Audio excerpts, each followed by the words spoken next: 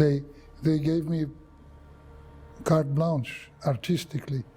Of course, I had to be in the frame in the budget, but they were very generous to me, as a matter of fact. And they took a risk first, but then they were very happy. I was happy. I could do everything I wanted, as a matter of fact.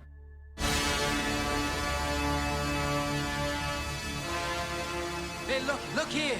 What? There's my limousine to Broadway right there. Why?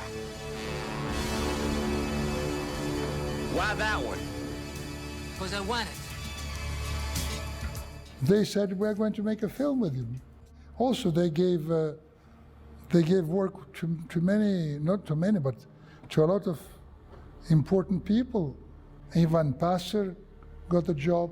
They wanted to make a film and they paid. Godard. So there were many. Mailer got the only one film with them. So they were very courageous guys. And of course they made some schlock, and it doesn't matter. What matters, they gave me carte blanche, and I fulfill it. You do what you have to do, and I'll do what I have to do. Whatever happens, happens. Call a machine shop. Swing him to the yard. I came to the United States because John invited me.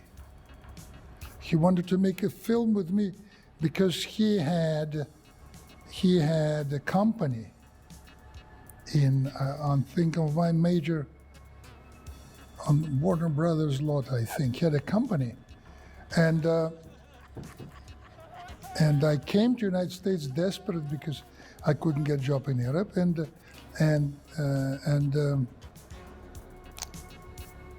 the company called Caliban, like Shakespeare character. And I worked with him, I worked for a script, I worked for him, I was working on the script, and nothing came out of it, so we were very close friends. And then he made screenings of Siberia, and he was trying to help me a lot. So, and then several years later, when I got the script, I started to think who can do it, and of course one of the first names was John's, and I called him and I said, I wanted to read the script, and he said, oh no, I don't want to. I am not a killer, I'm not a criminal, look at me, I'm all American boy, and etc., and I cannot do it, no. And I asked him, maybe you should make just a test for yourself. And he said, I don't want you to do it. I'm too positive. I'm macadam cowboy, it's. So I finally start to argue with him and convince him that this is a tragic character, and I cannot take someone with a kind of criminal face. I wanted to have a positive character that has violence inside. The moment he understood what I was looking for, he started to work on the script very, very seriously, and we made a test, and he was sensational. I mean, I think John's contribution to the film is extraordinary, not only in acting, in philosophy, in understanding what this film should be about. And as a matter of fact, the famous monologue, he wrote himself. I spent almost every night of my life dreaming about this kind of shit. Dreaming? Yeah. Dreaming. That's bullshit. One day he came and he said, listen, Andrei, here is a monologue, when Manny teaches, a youngster, I think it should be changed a little. And I think I would like you to write. I said, no, write yourself.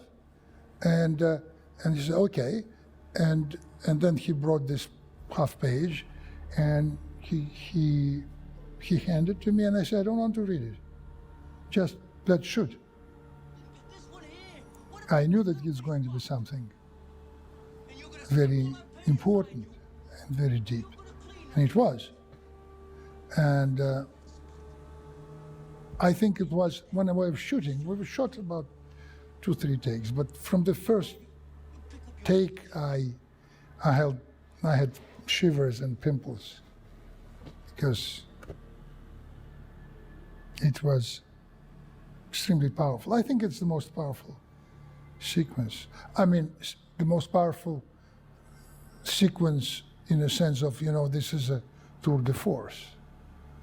And I'm extremely thankful that Destiny put John in this film. If you could do that, you could be president of Chase Manhattan Corporations. If you could do that.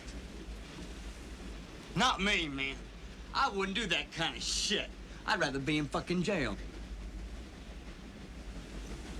More's the pity, youngster. More's the pity. Eric is a character. There are so many times when I hated him on the set. He was difficult. And he was very, I would say, insecure. And when someone is insecure, he makes troubles to everyone. And Eric was, I think, he's a sensational actor.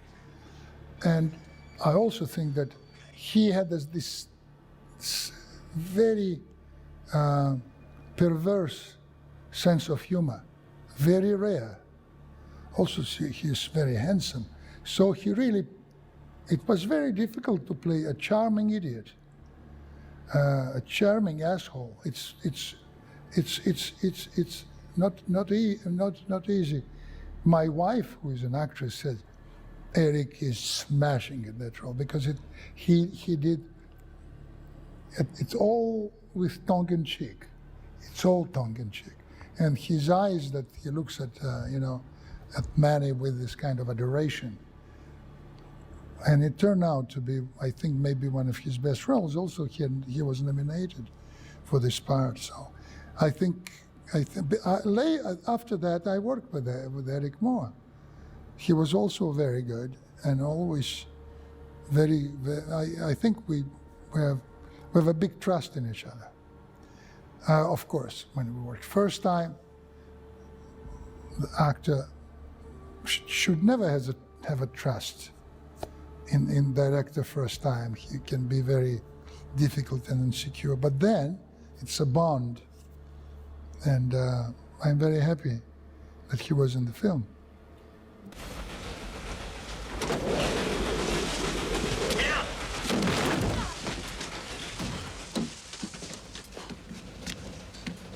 Oh, man. What are you doing here? I mean, there are some few extremely important young actors wanted to play this part, including Jodie Foster.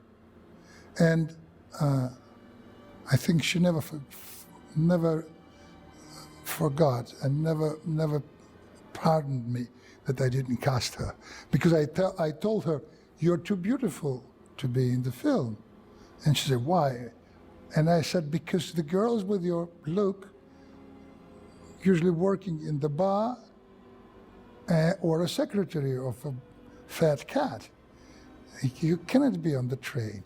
So the question is, it's not really attractiveness of the face, but there are certain things that don't look right. So Jodie Foster is wonderful sitting by the piano or the violin even.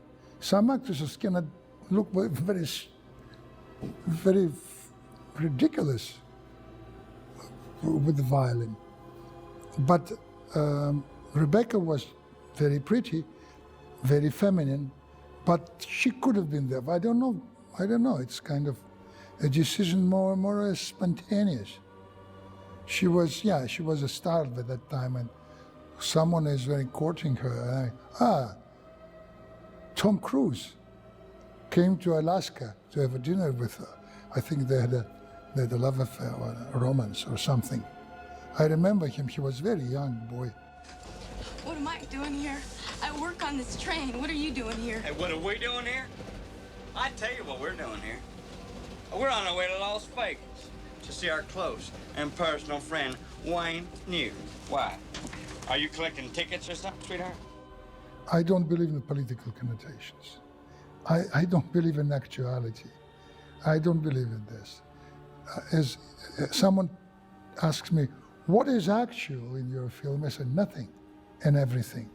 You know, what is actual, what that makes you cry, laugh, and scared, that makes you feel, this is actual. And this is political, nothing else. It can be very political and very boring.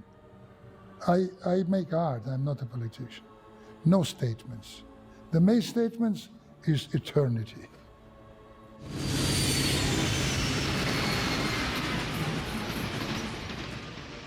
Distribution? Terrible. Canon were wonderful to me. They were awful to some other people. And they didn't know at all how to distribute films. They got spread too thin. I think that's what brought them to the end and down. They wanted to distribute their films themselves, and it was the worst mistake. I remember Menachem told me, we have a best cinema for you in New York. It's Carnegie. I said, my goodness, Carnegie Cinema, it's fantastic. And next day of a release, Milos Forman called me.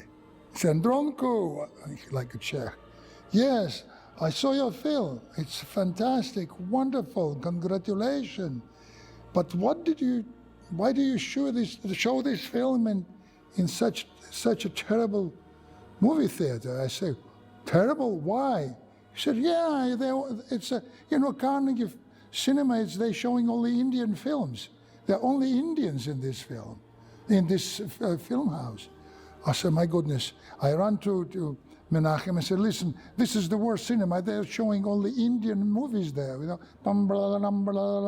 And he said, no, don't worry. We know what we're doing. So I think the problem with the distribution of this film was that they're completely ignorant what they're doing. So they were very, very smart in hiring me, but not very smart to distribute their films. One must count on oneself, nobody else. You think I'm waiting around for a miracle to happen? I ain't waiting for no miracle. I think they made several mistakes in that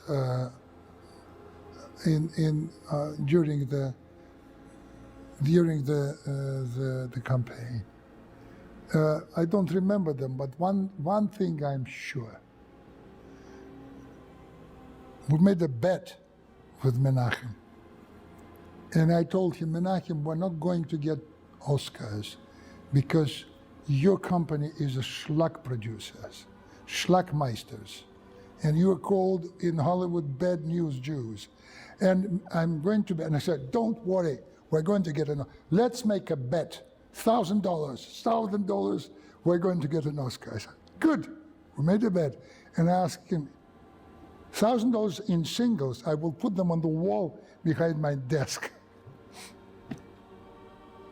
I won.